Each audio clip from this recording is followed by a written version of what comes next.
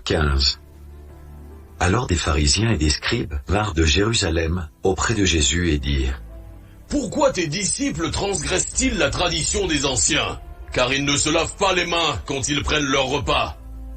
Il leur répondit: Et vous, pourquoi transgressez-vous le commandement de Dieu au profit de votre tradition? Car Dieu a dit: Honore ton père et ta mère, et celui qui maudira son père ou sa mère sera puni de mort. Mais vous, vous dites: Celui qui dira à son père ou à sa mère: Ce dont j'aurais pu t'assister est une offrande à Dieu, n'est pas tenu d'honorer son père ou sa mère.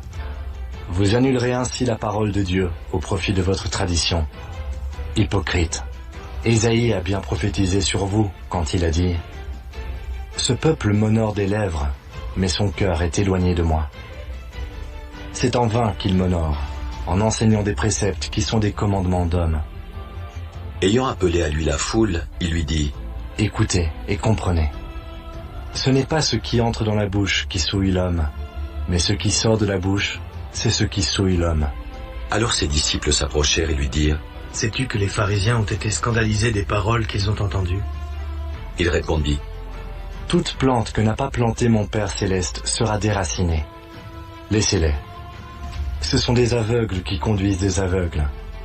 Si un aveugle conduit un aveugle, ils tomberont tous deux dans une fosse. Pierre, prenant la parole, lui dit: Explique-nous cette parabole. Et Jésus dit: Vous aussi, êtes-vous encore sans intelligence? Ne comprenez-vous pas que tout ce qui entre dans la bouche va dans le ventre, puis est jeté dans les lieux secrets? Mais ce qui sort de la bouche vient du cœur, et c'est ce qui souille l'homme. Car c'est du cœur que viennent les mauvaises pensées, les meurtres, les adultères, les impudicités, les vols, les faux témoignages, les calomnies. Voilà les choses qui souillent l'homme. Mais manger sans s'être lavé les mains, cela ne souille point l'homme. Jésus étant parti de là, se retira dans le territoire de Tyr et de Sidon. Et voici, une femme cananéenne qui venait de ces contrées lui cria: Aie pitié de moi, Seigneur, fils de David. Ma fille est cruellement tourmentée par le démon. Il ne lui répondit pas un mot, et ses disciples s'approchèrent et lui dirent avec instance: Renvoie-la, car elle crie derrière nous. Il répondit: Je n'ai été envoyé qu'aux brebis perdues de la maison d'Israël. Mais elle vint se prosterner devant lui, disant: Seigneur, secours-moi. Et il répondit: Il n'est pas bien de prendre le pain des enfants et de le jeter aux petits chiens. Oui, Seigneur, dit-elle. mais les petits chiens mangent les miettes qui tombent de la table de leur maître. Alors Jésus lui dit: Femme, ta foi est grande, qu'il te soit fait comme tu veux. Et à l'heure même, sa fille fut guérie.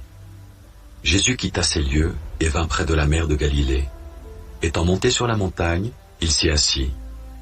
Alors s'approcha de lui une grande foule, ayant avec elle des boiteux, des aveugles, des muets, des estropiés, et beaucoup d'autres malades. On les mit à ses pieds, et il les guérit, en sorte que la foule était dans l'admiration de voir que les muets parlaient, que les estropiés étaient guéris, que les boiteux marchaient, que les aveugles voyaient, et elle glorifiait le Dieu d'Israël.